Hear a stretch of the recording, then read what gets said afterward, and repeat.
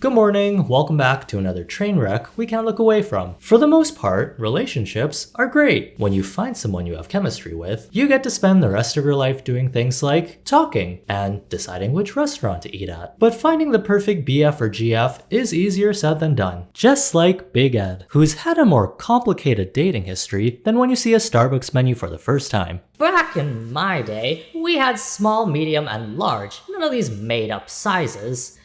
Anyways, I just need to use the washroom. Ed is one of 90 Day Fiancé's most infamous characters, and also, surprisingly, an actual real-life person. You'd think after following him around for 6 years, he'd eventually settle down with someone and we'd never have to see him on TV again, right? It will go down in Big Ed history as the event. After all, his journey to find love in the Philippines turned into a Ratatouille spin-off, and his ex-Rose started aging backwards and improved her life by 200% after breaking up with him. Well, I got some bad news for you and some other news for you. He's had an on and off relationship with this lady named Liz, and let me tell you, their whole dynamic is anything but peaceful. After some bumps in the road and a leaked phone call of them yelling at each other, I'll always love you, but I can't be with you. To give a coworker a home. I did the. Can you let me speak? Do you think that it's okay the way that you were speaking to me right now? Yes, I do. they decide to go their separate ways. Thank God, we finally get character development and no more toxic relationships where two people that shouldn't be together keep coming back together even though they're terrible for each other. Glad we're done with that. Forever. With no chance of this happening ever again. Are you okay? I'm good, I just got something in my eye. After jumping back into the dating pool, we get to see Ed's friend help him out by setting him up with a date. Unfortunately, Ed doesn't have the best reputation based on how he portrays himself, so hopefully she can find someone that sees the best in people. Or someone that doesn't have a TV or an internet connection. Teddy, smile.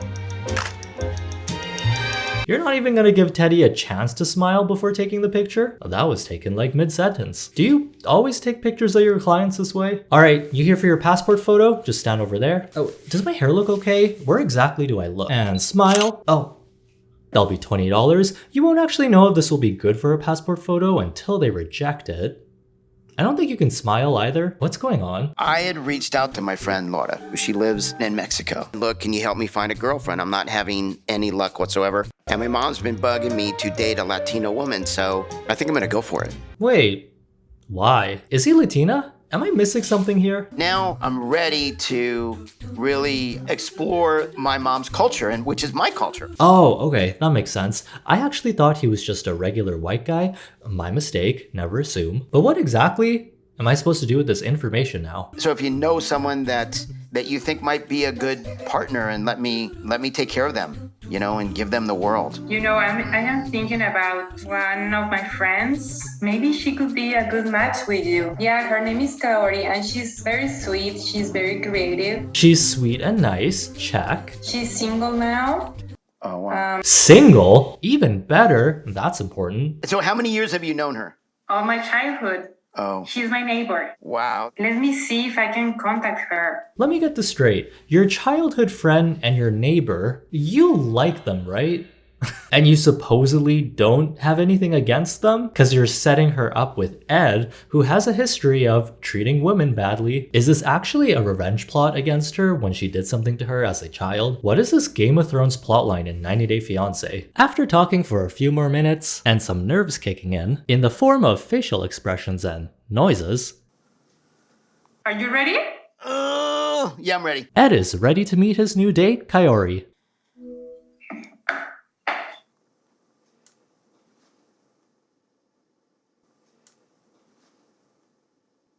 Hello? Well, this is going well. Not sure what this expression means, but hey, she's still here, so that's good. Hola. Hola. Hola. How are you? How are you doing, Coyote? Am I saying your name right? Kaori. Yes. Coyote. Kaori. Did he just call her a coyote? Like the animal or the squash? He was so concerned if they'll even be able to talk to each other because her English might not be that great. We can't communicate. Like, I don't know how much English she knows versus how much Spanish I know. But all name pronunciation skills were thrown out the window and into moving traffic. It isn't even that hard of a name to pronounce. Look, I can forgive my friends for a lot of things. Borrowing my clothes, borrowing my car without asking, but setting me up with Ed? All I know is that jobs will be created for lawyers and I will never trust anyone again. She's beautiful. She's not too tall.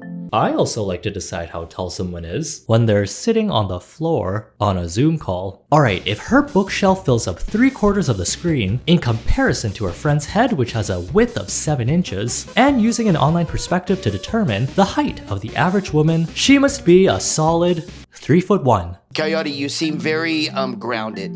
So maybe you can teach me to be more grounded. Of course. Okay, I'll admit, there were some good interactions between them, and it wasn't as awkward as I thought it'd be. I feel a real connection with her and some sparks. But I'm thinking the sparks he's talking about are from the burnt remains of his last relationship. Ed, you gotta take it slow. The best thing to do after a breakup would be to take a break and stop. Maybe work on yourself. Let's not rush things here.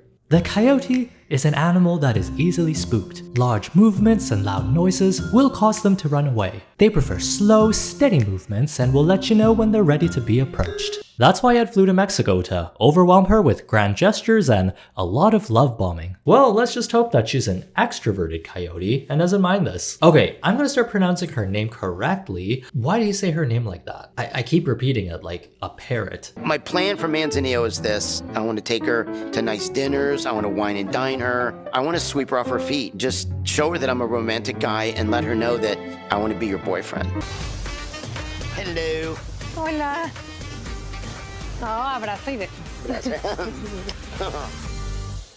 After talking and bonding over some crazy life experiences, Ed decides to make some small talk about what he's looking for in the relationship. After knowing her for a total of 1 Zoom call and a few meet and greets. It's only recent that I decided I want love. I want marriage.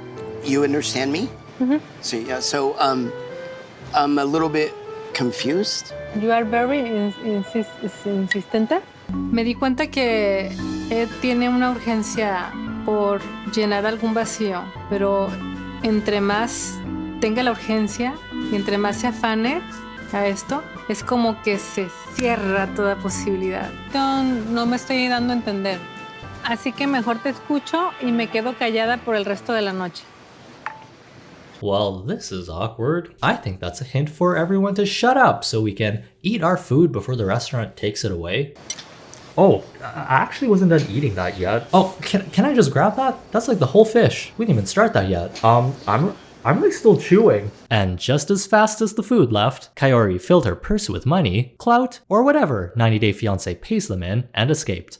Do they even get paid? I know Ed does, but what about the women he dates? The gender pay gap, I tell ya, it's gappening. I just have a hard time believing that someone would appear on this show willingly to have your entire relationship shown on national TV without some sort of compensation, especially with interactions like this. We've only had a couple days together, but how do you feel about me, Edward, Eddie, Ed?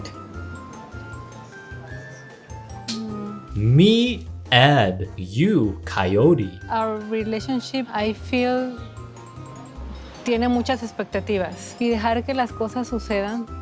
I just want, for me... Espera, un poco. Poco, okay. Un poco necesito silencio. Okay. Well, can I say something? ¿No puedes guardar silencio? Sí. Yeah, I don't think this is gonna work out. She's told him to. At least 3 different times. After this failed dating attempt, Ed realizes that he misses his ex Liz so much, he's been Lizrable. Why did that sound better in my head? Next thing you know, we're having dinner. We talked all night long. And I woke up in the morning and said, "Are you my forever?" And she said, "Yes, I am." And that person is my girlfriend, Liz. This is perfectly normal. Break up with old GF, try to find new GF but then get dumped, realize old GF is the one you want to marry. I missed you. after spending reasonable amount of time with her to see if this is a rational thing to do. So how long have you guys been back together? Oh gosh. Today is Saturday, like 8 days. Does no one in this show have any concept of time? This man is moving so fast. He decided Kaori was the one after a 2-minute Zoom call where he kept calling her the chaotic evil version of a dog. I am engaged. We're engaged. I'm so in love. And I said, I'm serious about you. I want to spend the rest of my life with you. She's like, are you going to put it on my finger? The ring was worth every penny. 13,100 reasons for Liz not to leave me. Now you're stuck with me forever. Here's 1300 reasons why you can never leave me. By the way, that ring was very expensive, so you're staying, right? I want to spend the rest of my life with you because I love you so much. And I love you. So, there you go. Nothing more romantic than having your ex propose to you right after getting dumped by someone he tried to replace you with. Who says chivalry is dead? We got it all on film, at least half a year, of him trying to get with another woman. He's proposing to her like she's not gonna watch everything you did for the past 6 months. Oh, she's actually not. She actually doesn't want to watch it and is actively avoiding it? Well, that's not good. Don't want to see him with another girl. It will hurt me. So I'm not going to apologize that I don't want to see a clip. You told Liz about Correct. the other women that you've gone out with. Absolutely. That I never was physical or emotionally attached to them whatsoever. Why is she defending him so hard and fighting the host? Leave Sean out of this. She's just trying to get good ratings by stirring the pot. I don't think you want to pick a fight with someone that pushes people's buttons for a living. Why do you want me to watch him with another girl? Well, as soon as you get your own talk show, you can ask me that question. See? Told ya. We've all got different hobbies. Some like video games, some like sports, some like buying old homes and renovating them. I believe that's called a fixer-upper, or in other words, this relationship that desperately needs a therapist. I do actually wonder if this is all for clout and exposure. Like, Liz is still pretty young, and she is conventionally attractive. Why is she acting like Ed's the only person she can date? By the way, this is someone in their late 20s. But after her experience dating Ed, all that stress he caused and life force he sucked out of her made her age faster than Kaori teleporting out of that restaurant. I actually thought she was in her mid-30s. She did not look this old when she first appeared in the 90 Day Fiancé lore. And Kaori was right. Ed definitely has a void he's trying to fill with these surface level relationships. Maybe it's best these two found each other so everyone else can stay safe. Thank you, Liz, for your service. Ed, how does your mom feel about your engagement to Liz? I did hear that couples do get stronger after going through a rough patch. And the first sign of a good relationship is having the mother of your partner not like you. I don't think that sounds right. Announcement of our engagement didn't quite go as expected. What is going on with your mom and you? So she kind of felt like, oh, you're picking Liz over me. I'm like, I'm picking me over me, and I'm in love with Liz. I'm picking me over me? I'm picking me over me. I'm picking me over me. Oh, I'm picking me over me. Yeah, still doesn't make sense. We, on both sides, got rid of negative people. His mom's no longer living at the house. Okay.